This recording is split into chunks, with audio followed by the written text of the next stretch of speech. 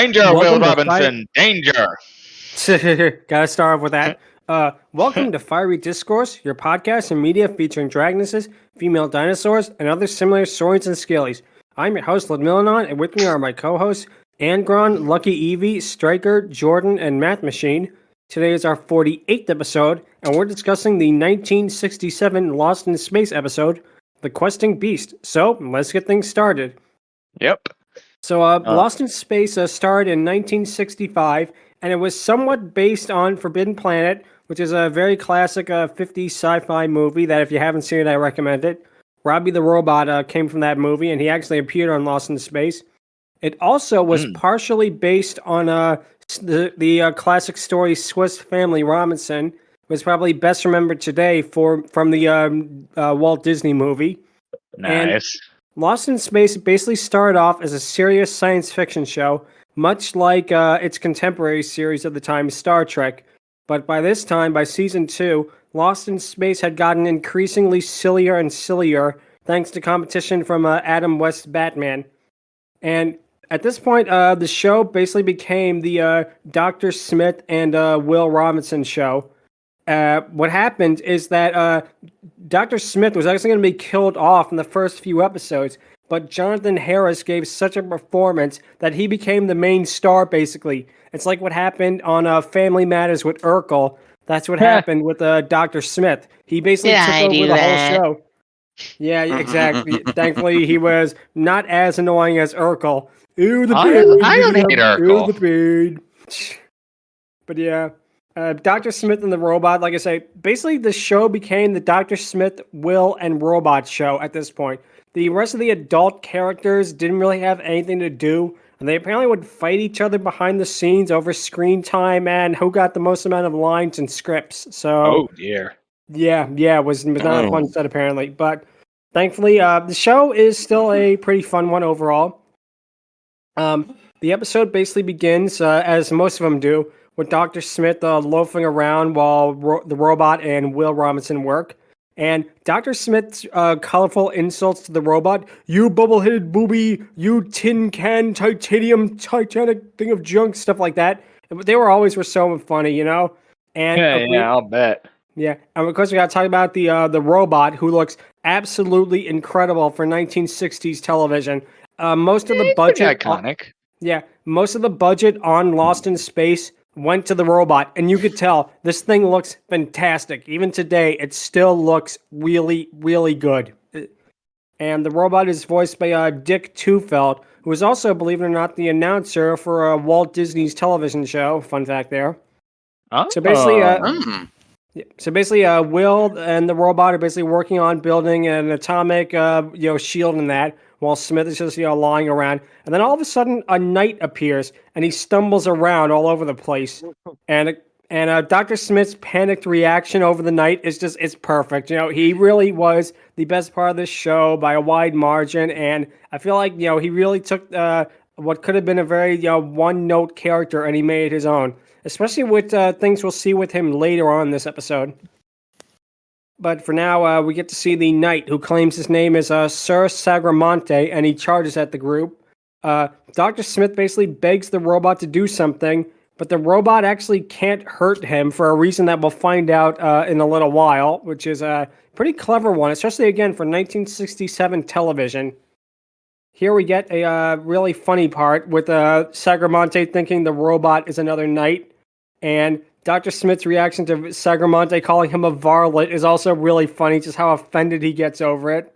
Actually, this makes me think, since you mentioned the robot, this was before Laws of Robotics, wasn't it? With Astro Boy. I think Asimov had already written iRobot by the time, so I think they had come into existence, but probably just barely, and they actually do reference that, believe it or not. I was going to mention that later, but we'll talk about it now, that the robot can't attack Sagramonte because of the 3 laws, which, again, for 1960s television, that is something that is really, really clever. That is clever. Made in 1950, so even by almost 20 year later standards, it's still relatively unknown-ish. So for it to be in a sci-fi is pretty impressive. Yeah. That is okay. I apologize for that. No. It's all good. It's all good. We then get a nice joke with the Sagramonte wanting to hold them ransom, but the robot can't pay, obviously. And Sagramonte then suggests decapitating them, but Smith saves them by suggesting that he takes them hostage. And in one of the few pieces of noble things that Dr. Smith does in this episode, he offers himself instead of Will, but Sagramonte decides to take them both.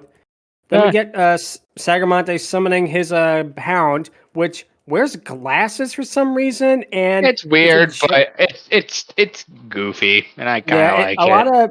A lot of the weird jokes in Lost in Space aren't really funny. They're just stuff I think that Irwin Allen, the producer of the show, thought would be funny, so I basically demanded that they would put it in there. But it's here we it's here we get the theme song, which was done by one Mr. John Williams in one of his first major musical performances, believe it or not. He scored the music to Lost in Space. That was one of his first jobs.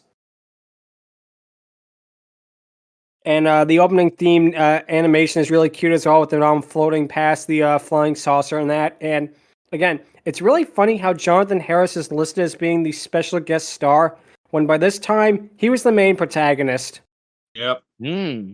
Yeah, at this point, it might as well have said starring Jonathan Harris, but it always said special guest star Jonathan Harris in every single episode. That's interesting. But yeah. So after the credits, we get to see back on the Jupiter 2, we see Will's parents are worried about him not being there.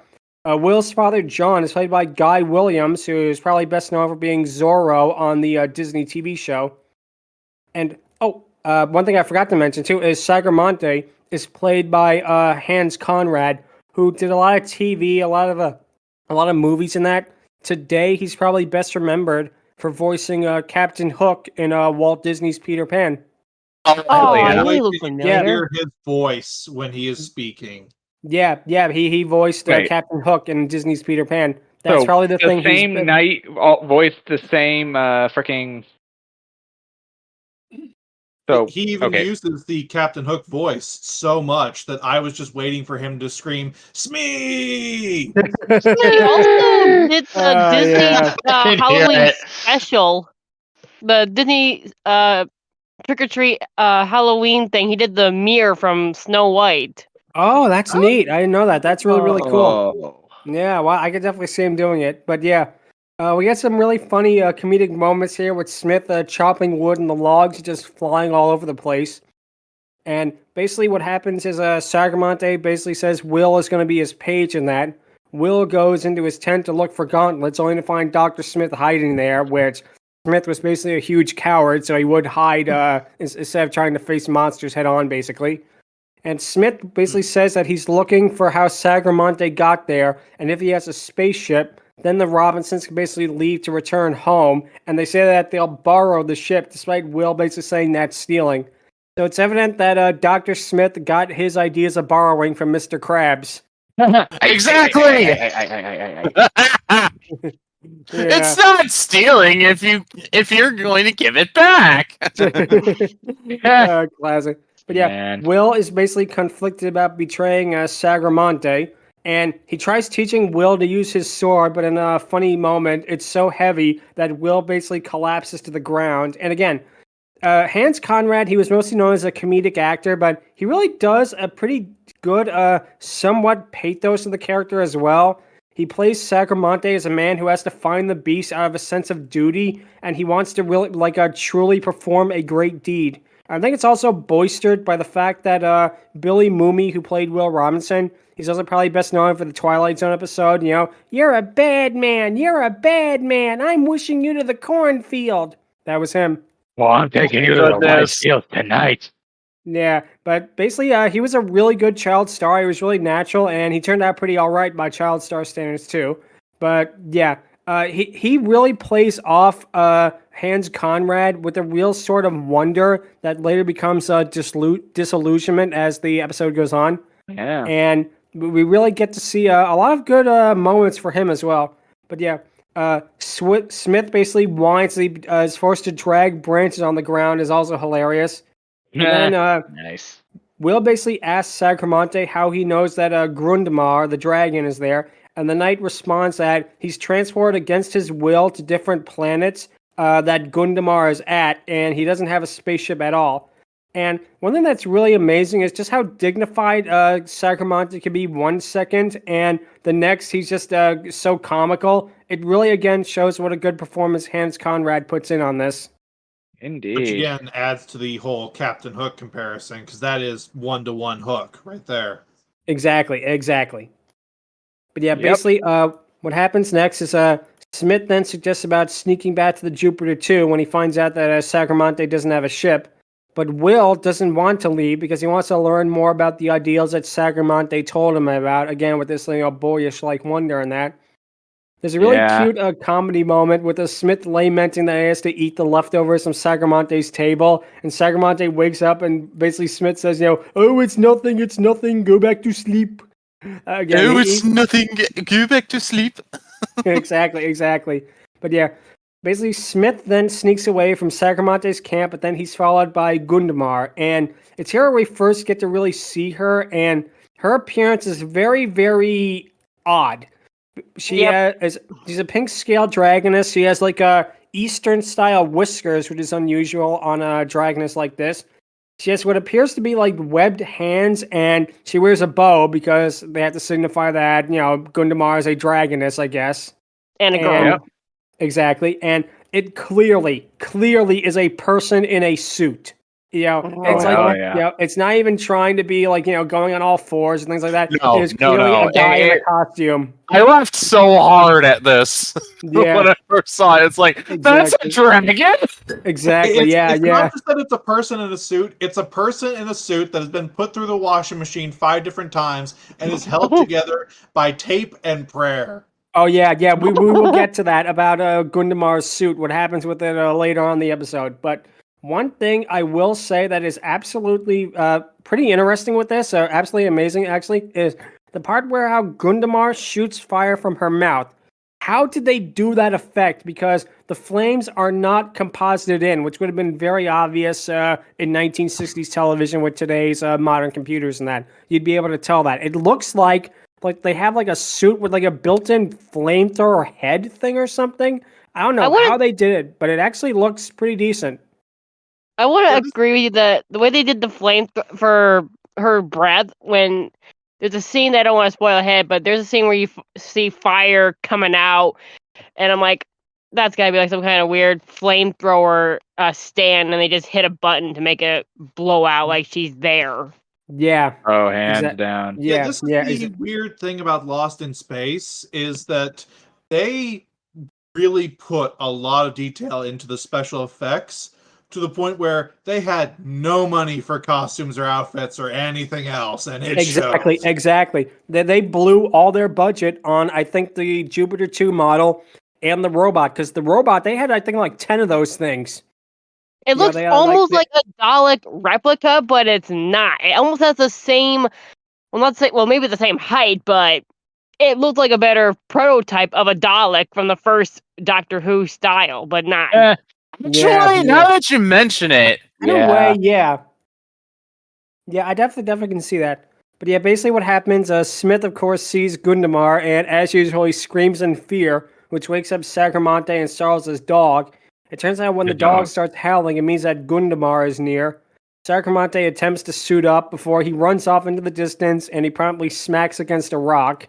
It's a little bit of good slapstick here. This episode does have a lot of good moments to it.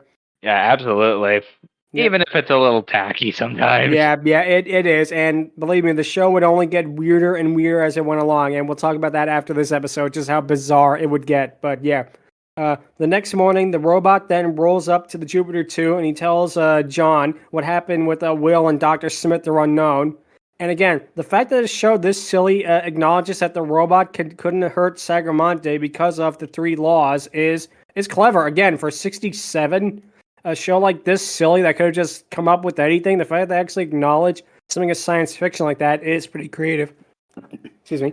It is very creative, actually. Indeed. Yeah. So then Don West, who was the second in command of the show, he basically tells them that there's no sign of a ship on the planet and they'll get weapons to look for it. Penny, who was the youngest daughter of the Robinson family, She asks where they're going, and then Marine, the mother, tells her to not go too far from the ship. Penny, of course, doesn't obey her, and she leaves only to find Sagramonte's dog, and she follows the dog into the distance. And we then cut back to Will, who engages in some pretty decent slapstick with a helmet and a spear, both not fitting him and being too heavy, respectfully. And then he finds a Sagramonte sleeping under his shield.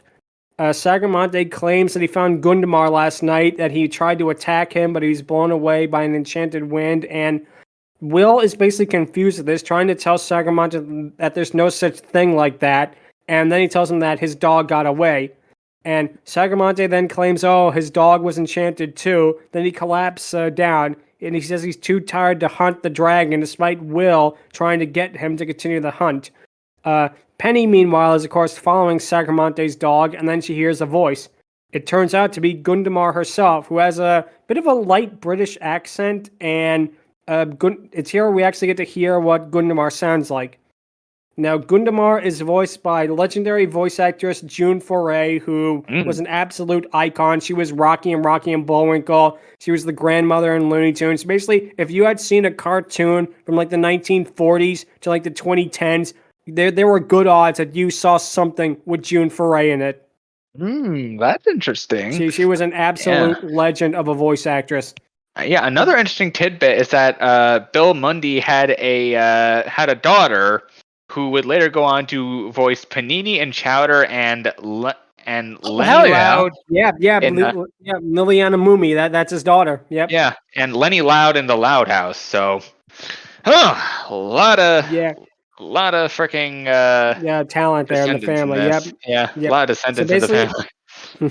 So basically what happens is with her voice, she gives the character a lot of dignity. Maybe a little too much dignity, because you have this like elegant, like British dowager kind of voice coming out of this absolutely ridiculous character design, which gives it a little bit of an unintentional sort of comedic feel to it, I think.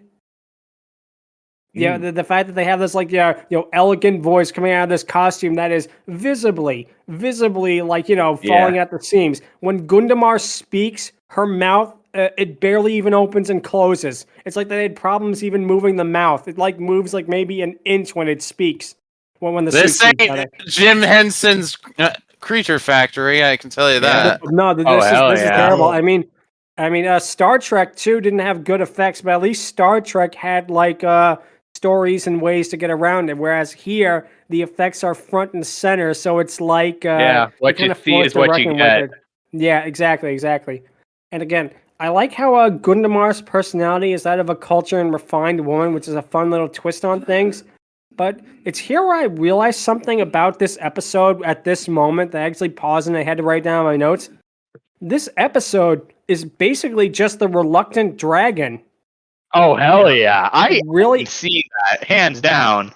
Except it has a little more detail to it, and it has a little more character development, but I will take the reluctant dragon over this, personally. Oh, definitely, yeah. I could definitely see that, because that has, like, great animation, and this, unfortunately, does not have near as good effects, but in some ways, it's cute as well. But yeah, Gundemar she looked as good as the reluctant dragon. Oh yeah, that would have been, and that's the thing too. Why didn't they just use animation with her? I mean, okay, it wouldn't have been like Disney film quality, but it wouldn't have been that. It couldn't have been that expensive. I think Yeah, great. So anyway, what happened is I really like how Gundemar. She really is such a fun character. She's really weary about Sagramonte constantly hunting her, and how she basically bonds with Penny about learning about life in general. We then get another weird moment where Gundemar then teleports in a puff of smoke and an explosion to get closer to Penny, but she only moved like a few feet away. Like she's sitting on a rock, and then she teleports, and then she's right next to her. It's like she couldn't have just gotten up and walked over. It really wasn't that far of a distance. I like to think that was just showing that she could do that. True. But yeah, it's here that we get to see like Gundemar's tail. It looks more like a rat tail than like a dragon's in that. Just the way like they made it way too thin, basically.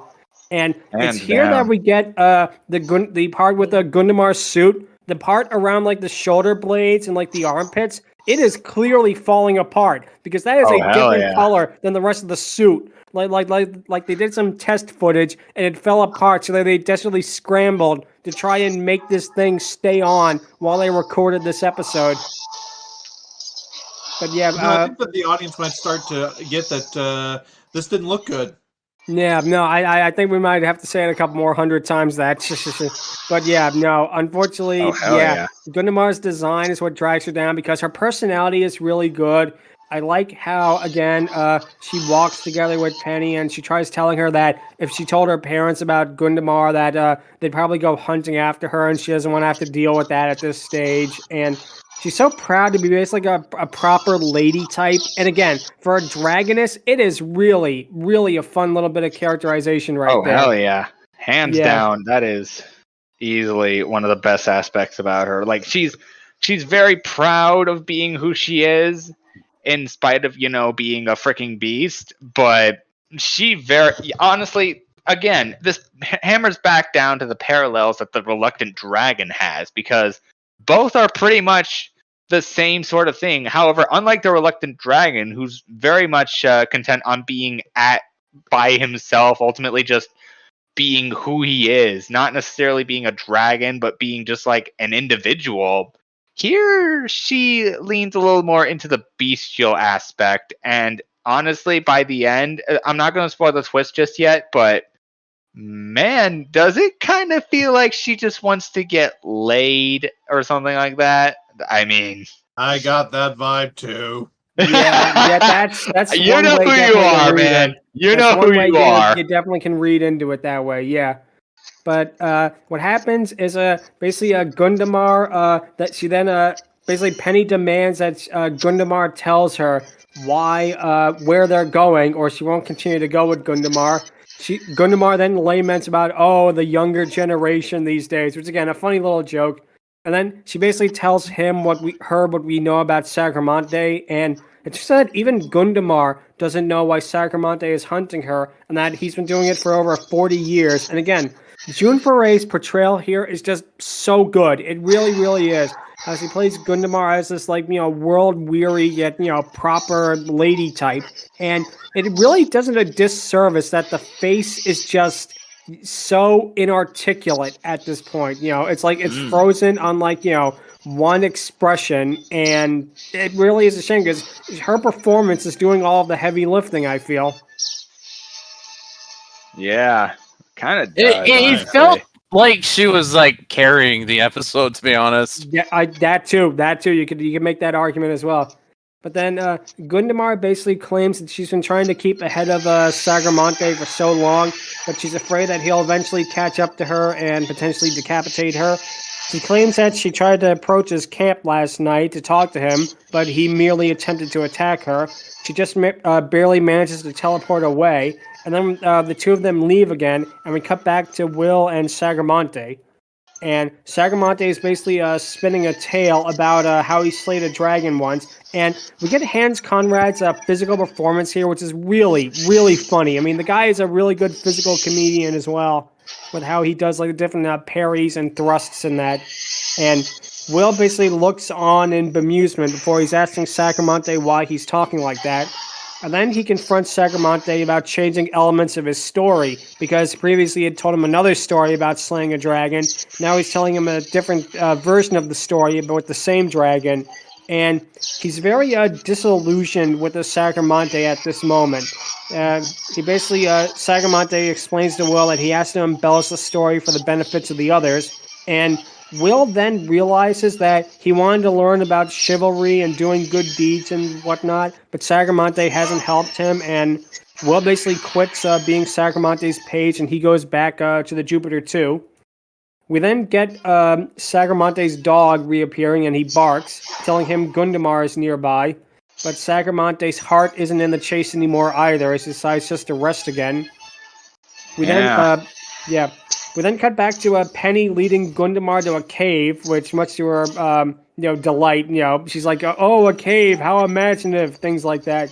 And then apparently she's trembling as she's afraid of what might be in the cave. Apparently with mice, which again, a really cute joke. And the fact that she's trying not to seem afraid, despite the fact that when she goes in, she usually like screams, is a fun touch. And as they go deeper into it, we see Dr. Smith hiding behind a rock and spying on them. Gundemar then decides to basically rest as well, while Penny leaves the cave and Smith creeps out behind her. We then get a really bizarre moment where Gundemar basically breaks the fourth wall. She lifts her head, the suit, it looks straight in the camera, and she says that, oh, the cave looks mousy to me, or something like that, before going to sleep again. I don't believe that was intentionally a fourth wall break moment. I mean, it might have looked like that, but I feel like the jankiness of the it was a stupid joke, to be honest. Yeah, I feel like the reason it does is because the suit is looking like, front facing right at the camera. I feel like, if they meant for it to be like, a remark, they would have had her stay on the side. The fact that it looks like directly into the camera is kind of funny. Also, when we open her mouth, I do believe for a few frames you can actually see the suit performer in there. So, yeah. Quality special effects here, people. But now we get back to the Jupiter 2, and Will is depressed because he feels like he can't trust any more adults and that there's no such thing as heroes or good people in that. And then we get Dr. Smith running back to the ship and tries to tell Robinsons about Gundemar, but of course they don't believe him.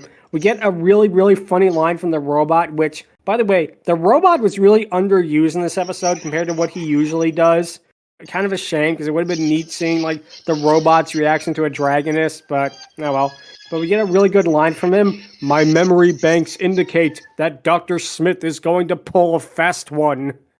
Just anytime he knows. He knows. Yeah, and anytime the robot says something sarcastic, but in such a technical, robotic tone, it's always funny. But then Dr. Smith does his usual thing by making the story more elaborate by adding the amount of monsters. I'm like, I had to run from 5, no, 10 monsters. And he tries to seem brave as funny. But then we get something that's interesting. Will basically is standing outside the ship, and he stares at Dr. Smith, disappointed in him, like how he was disappointed in Sagramonte. And usually Dr. Smith's shtick was that he basically would exaggerate that something was attacking him or, that he was injured in some way to try to get out of doing work and that. But here, Smith actually admits to the Robinsons that it was all a lie, and he goes in the ship to confront Will, who is just so depressed about learning the truth about Sagramonte and all of that. He feels like there's no good in the world or anything like that. And it's here that we do get something really interesting with character development for Dr. Smith. Now, of course, this character development would not last. By the next episode, he would go back to being the screaming coward that he always was. But here, we get to see Dr. Smith sincerely apologizing to Will and trying to get him to see the good in people and to make him believe in heroes and such like that. And he tells Will not to grow up too fast and that it's not worth it when you do. It's really one of the most understated and honestly probably nicest actions that Dr. Smith ever did on the show. Because usually he was like the guy who was only out for himself. He was only in it for, to save his own skin and that. But here we actually get... He's kind of the reverse of that one doctor from the Flash Gordon TV show we did a while back. Yeah. He definitely is the opposite of how Dr. Zarkov was depicted on the Flash Gordon cartoon. Yeah. Oh, yeah. But I actually have a bit of a working theory for why this episode was as good as it was. Go right ahead. I think that between Hans Conrad, Sagramonte, June Foray, this podcast. The Dragoness, Gundemar, and Jonathan Harris, Dr. Smith. There was sort of a acting competition between them to see who could put out the best performance, and they just kept trying to one-up each other, and that's why this one was just as good and as hard as it was. I definitely can see that because, again, you have 3 really good actors who are, giving it their all in that. And Billy Mooney does a really good job, too, to be honest. Oh yeah. as Will, especially in this part. And again, he was a really, really good child actor, and he actually transitioned to not so much adult acting, but like other things really well. And we'll talk about that in a little bit. But he does a really good job as well. And here we get Smith returning to Sagramonte to confront him about what the knight thinks his honor and basically what he did to causing Will to lose his innocence. And it's here we get the backstory for Sagramonte, which apparently Sagramonte's people got so advanced with technology, science, and civilization as a whole that they decided to return to the age of knights just so that they wouldn't go stir crazy. Which, that is some really interesting world building right there. We get one line, but that is an idea that is just something really, really interesting. And I feel like if it was a show like Star Trek, they would have probably actually brought them to the planet and to see just how it happened in that. But I feel like this, you get only one line, and it's like, yeah, but I want to know more. I want to know, like, what can these people do, or what did these people do that made them so advanced that they would have to actually go back to an earlier, more civilized age, as Obi-Wan would put it, basically so that they wouldn't go completely crazy. That is very interesting. Honestly, oh man, that's a pretty interesting take on how magic came about or stuff like that, because like you get so advanced that you basically decide, can we go back to the good old days? And then you just do that, which hands exactly down what they did. Yeah. Oh man, there should be more stories like that. Honestly. Oh, 100%, 100%. I mean, Nimona is pretty much somewhat an example of that, which nice, but well, okay, maybe not an example of that, but it is a case where like there's still medieval elements, but it's still like super advanced and still modern enough, you know? Exactly. It also reminds me a little bit Final of Fantasy in a way, actually. Yeah, that's it. It also reminds me a little bit of the Star Trek episode, the classic one, where they go to the planet and it was all based on like 1920s gangsters because someone had left a book behind and the entire planet decided to take that as their civilization. That was a really classic one.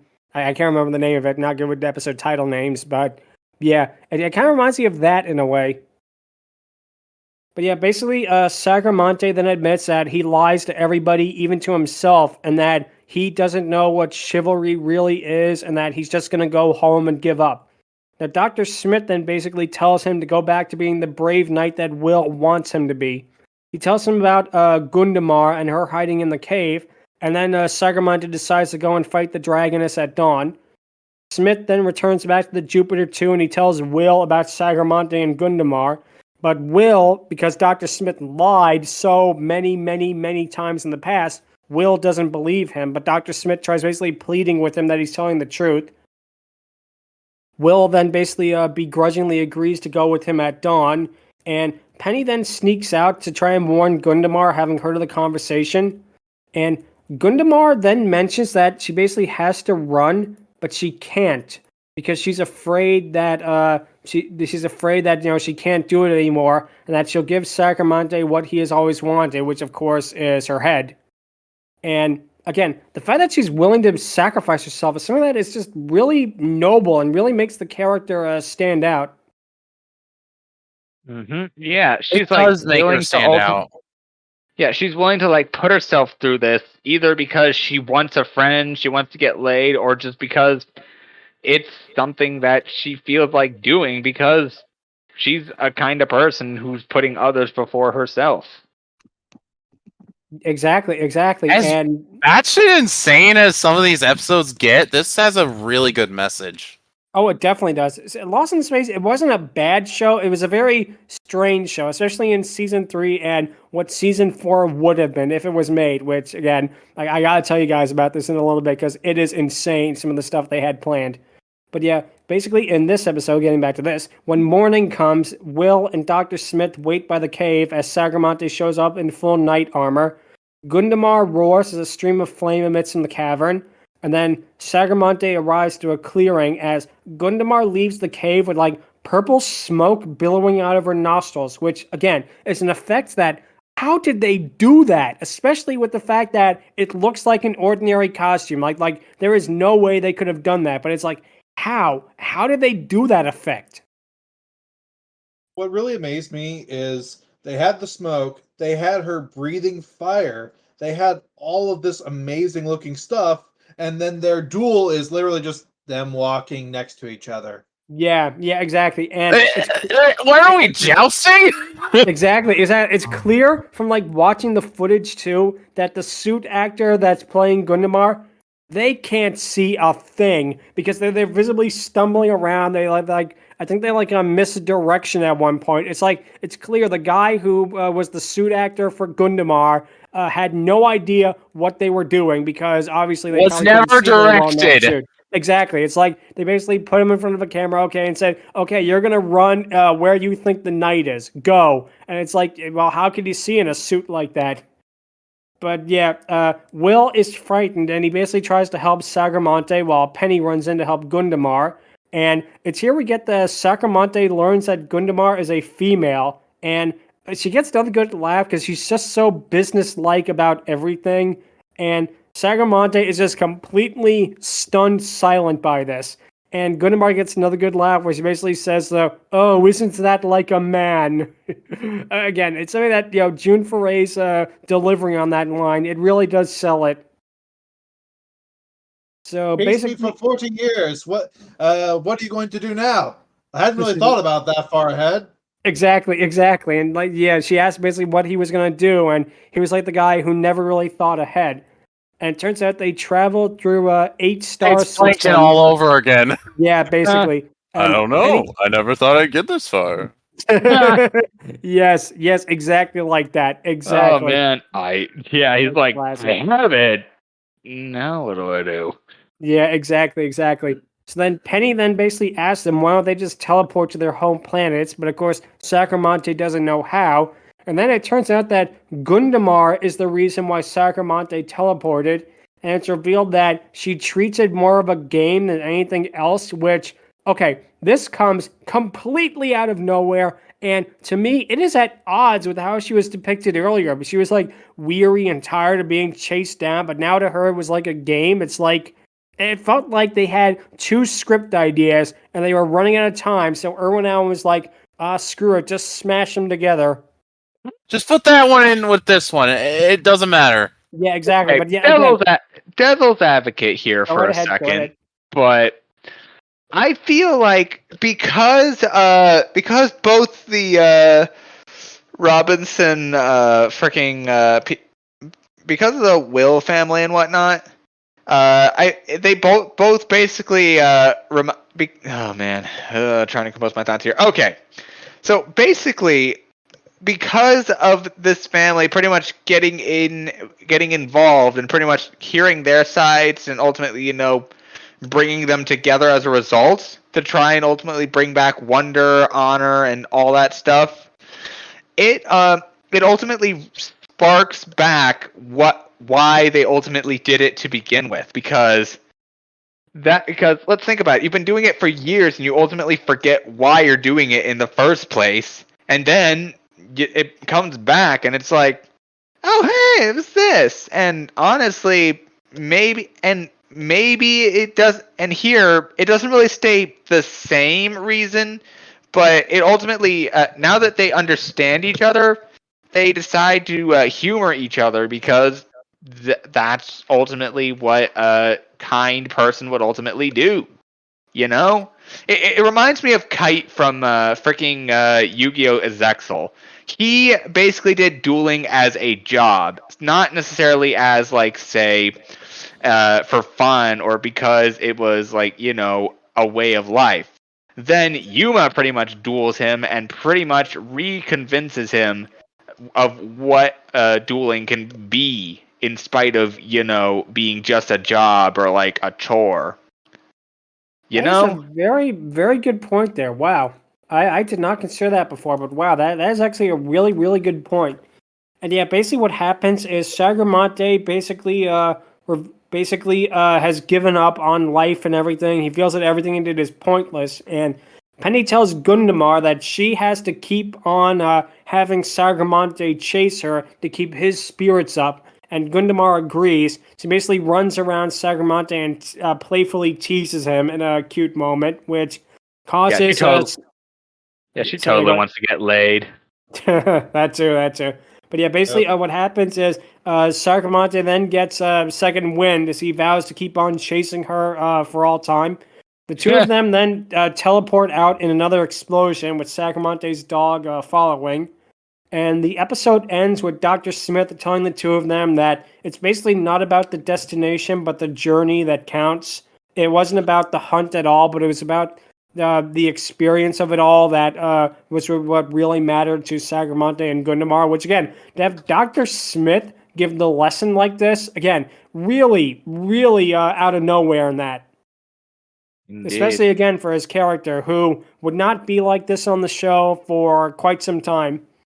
And the episode ends, like most Lost in Space episode ends, with a preview for next week's episode, where Will, Dr. Smith, and the robot basically they stumble across Android Machine, which was, of course, a device that gave them an android from a previous episode.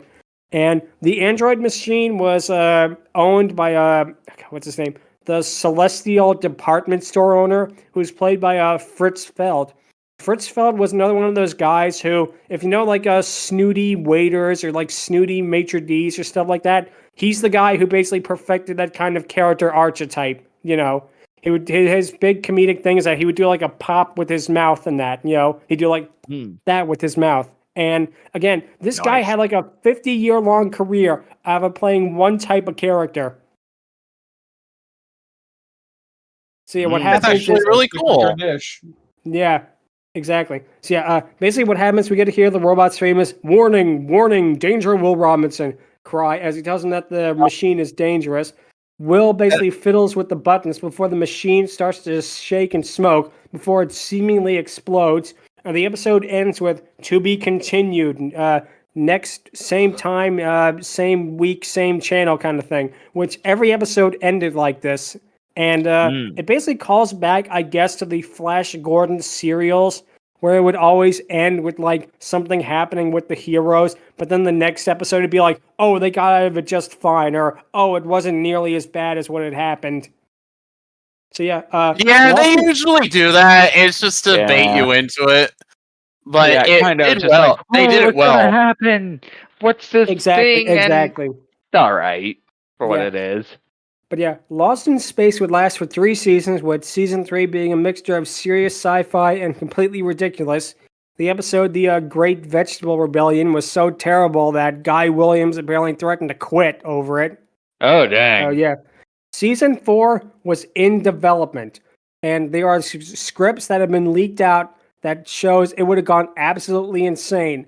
The Robinsons would have been in a family, would have had a new member of the family. A talking llama named Willoughby. I kid you not.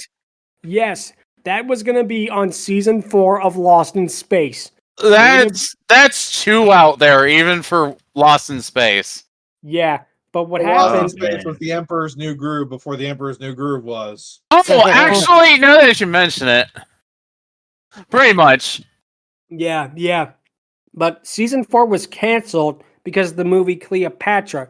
That movie was such a huge box office bomb that 20th Century Fox had basically cut out every little bit of a thing that was making extra money, and Lost in Space is one of those casualties.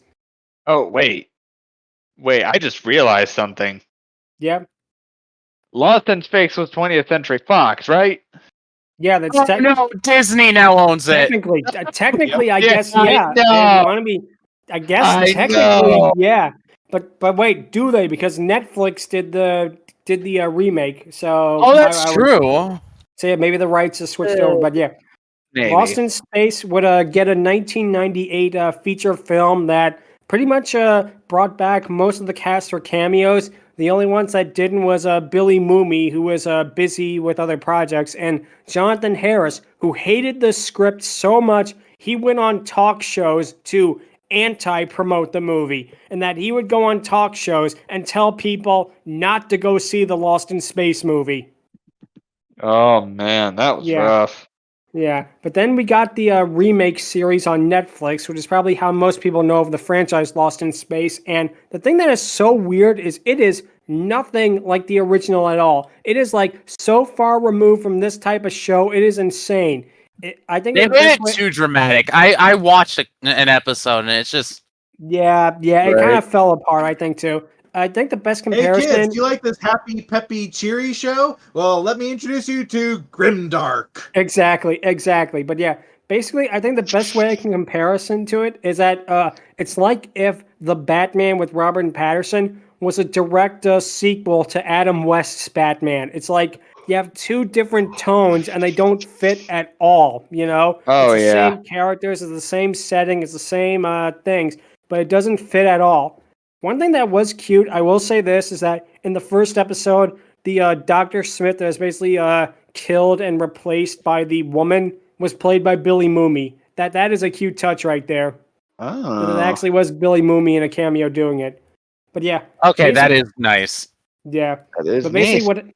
what happened with him is he would continue to act and record music for many years.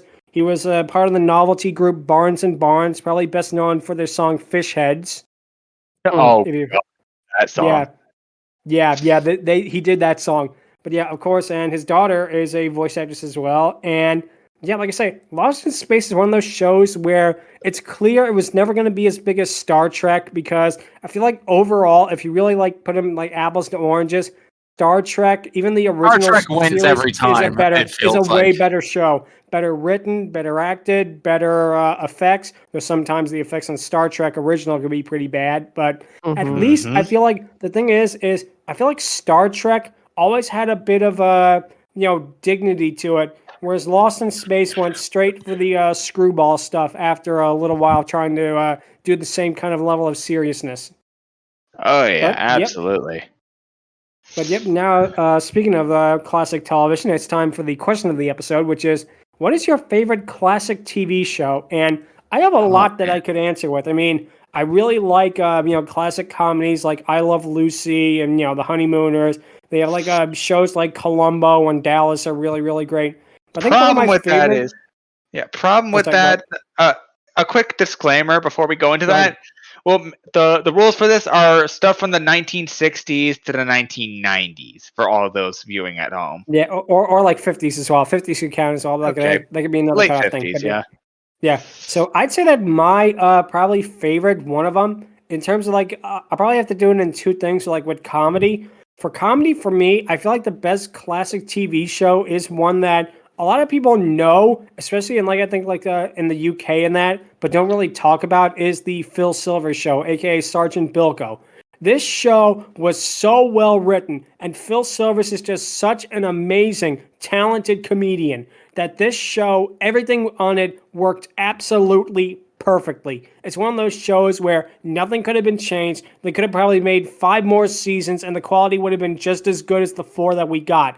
It is funny. It has some really innovative episodes, especially for the time period, and it's a show that really I don't think has aged that much in the time that it's aired to now. And of all honesty, a show that's nearly like 70 years old is still really as fresh as the day it came out.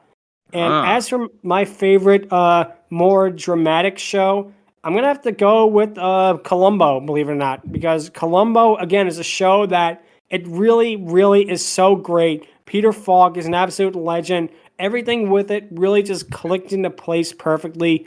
The later episodes that they did in like the 70s and 80s, kind of the 80s and 90s rather, they weren't as good, unfortunately. But I feel like the ones they did in the 70s were just so good, you can actually discount the later ones because, again, it just works out so good. I mean, Peter Falk is an absolute legend, and I'm kind of glad that it's getting its due online. Like a lot of it's becoming like meme on Twitter and that, and people are watching it and getting into it. I'm really happy to see that because it really is just a fantastic TV show all around.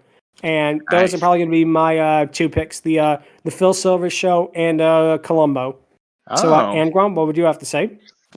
That is a tough one because there are 3 that come to mind when I think classic and TV shows, one of which is going to be excluded because that show is Astro Boy, and that came out around the 1940s or 50s or so, right around the era where Toei was coming into its own, as it were. Fun, yeah. And for a little anime fact for those of you at home, Toei also made Transformers and Voltron. So Yep, they did. Nice. Absolutely. But anyways, for the shows that actually count, 2 come to mind, but that is going to be a tough one. However, here is ultimately my deciding factor between the 2. While one I saw more recently, even the other has been around since my childhood and just barely skirts the line between being a 90s show because it debuted in the 90s but lasted until like 2002 or so.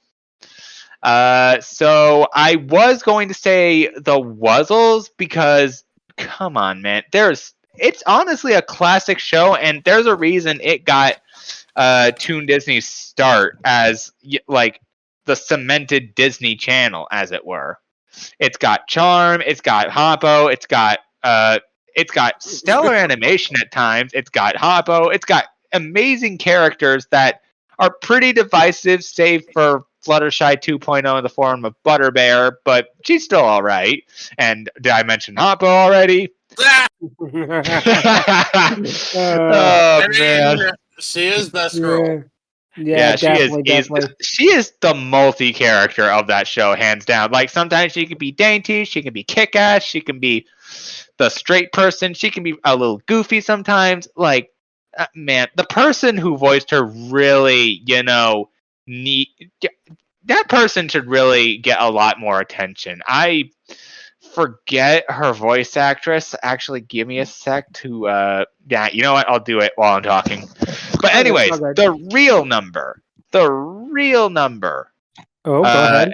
The real one that is absolutely my favorite Oh, right. Duh. I nearly forgot this one.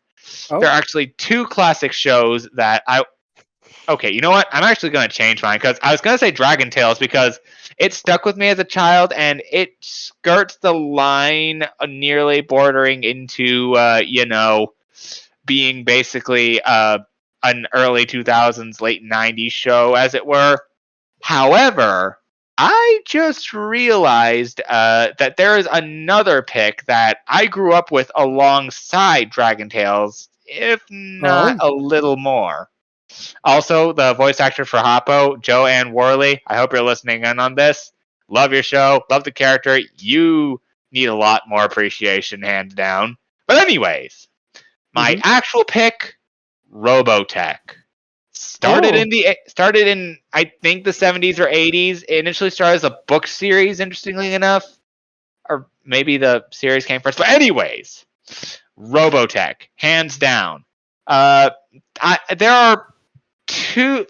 are 3 overall separating series that can basically be classified as per se seasons, as it were. But the two that I ultimately grew up with were season 1 of Robotech and season 3 of Robotech. Robotech the Macross Saga and the Robotech Invasion. Saga. Wasn't Robotech actually 2 different shows in one? 3 different shows in one, technically. With the middle show basically being like the sequel series to the first Robotech. Well, but yeah, there's just so much to this show. Like I grew up with the games first, namely Robotech Battlecry and Robotech Invasion, and those were fun games. One of which had a studio who made Transformers Fall of Cybertron as well. But man, Robotech was, oh man, every time I hear that theme song, I get nostalgic for a bit, and then I hear a certain part that I'm a little indifferent about, but I absolutely love it. It is, by and large, my favorite classic show, and I'm sorry to the Wuzzles for being a more recent pick, being too recent for me to put on this list, and I'm sorry for Dragon Tales for skirting the line enough. But I'm sorry, it just has to be Robotech. It's one of the few anime that I've seen that I absolutely enjoy. And honestly, I would say Dragon Ball, but honestly, I would give mention to Dragon Ball, but that's a little too recent as well. So yeah, that's gonna be my pick. Nice. That's yeah. Awesome pick right there. So, Stryker, what do you have to say? Well, since anime does count, I'll say right now, Dragon Ball, the classic one. Nice. Yeah. But then Classic. But then my actual choice would be well, I have two actually. Oh boy. Oh, go Here ahead. we go. The first one being Doctor Who, Woohoo! Nice. the original from the 60s. Nice. And then of course, we got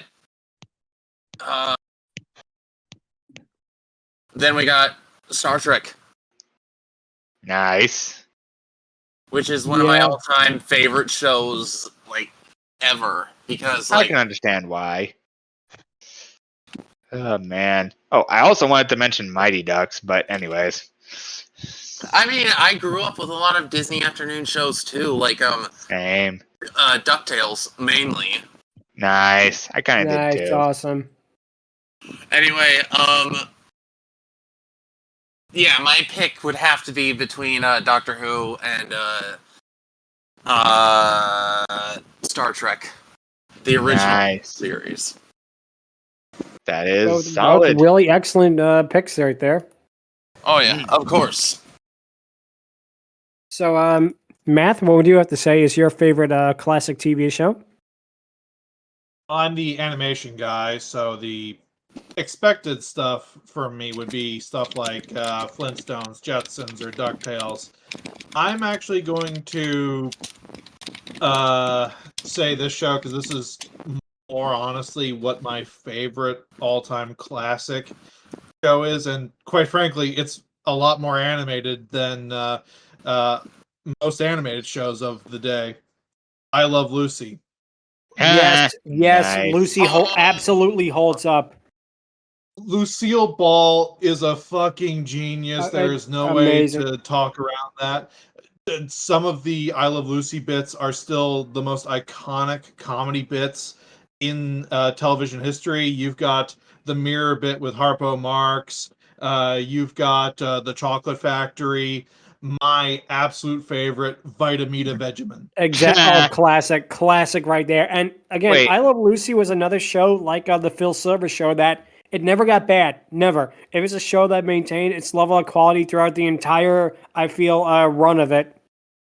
It's because Lucille Ball and to a much more underrated extent, Desi Arnaz are just geniuses of the craft, and they never lost their talent. Yeah, Fucking amazing absolutely comedians, incredible. honestly. Yeah, absolutely incredible. And I think that's amazing too is Vivian Vance and William Frawley as Fred, as Ethel and Fred, of course, they do a great job. But yet behind the scenes, they absolutely hated each other. But yet you would not be able to tell with how they behave on the actual show. A lot of apparently like there was this weird thing in Hollywood back then called professionalism. Exactly. Indeed. Yeah. Exactly. Where did professionalism go? Everyone's so sensitive these days. Indeed. Shame. That too. Shame. But no, that is an excellent, perfect pick right there. Really, really, really good one. So, Indeed. Jordan, what would you have to say is your favorite classic TV wasn't show? I Love Lucy like 1940s or something? 50s. I think 55, I want to say. 50, It 52, rather. It counts because it was in the 60s as well. Yeah, it counts. It ran a long time. So, it was let's 51, see. 57. Well, I was it's that born in the Sorry, go ahead. 90s, 93 area. Mhm. I grew up with some good classic cartoons and TV shows like the Mighty Morphin Power Rangers. I grew up watching that and Pokemon. Pokemon, yes. Yeah, It's gonna be a hard choice. go ahead. It's Pokemon. Nope, you're wrong. It's probably gonna be Power Rangers. Interesting. That checks Okay. out. Nice. I mean, it was made in the 93 area, and there were other good TV shows and cartoon shows besides Pokemon. There was Digimon, there was Nickelodeon, there was Cartoon Network. All of those are pretty good back in the days. And there was even RoboCop back in the 90s too. Nice. the Ooh, classic nice. cartoon after the live action movies and the TV shows. So I'm gonna just go with Mighty Morphin Power Rangers because I grew up around that area. Nice. Yeah, that's a great choice right there. So, LuckyEevee, what do you have to say? I don't really remember watching anything from those times, but I am interested in like Transformers. Nice. I adore Transformers as well. Transformers Yeah. was fun. Like Yeah, there's this channel I subscribe to on YouTube that's basically just a database for Transformers stuff. Nice. Nice. Yeah, like I say, I can link you in with Donio. Yep.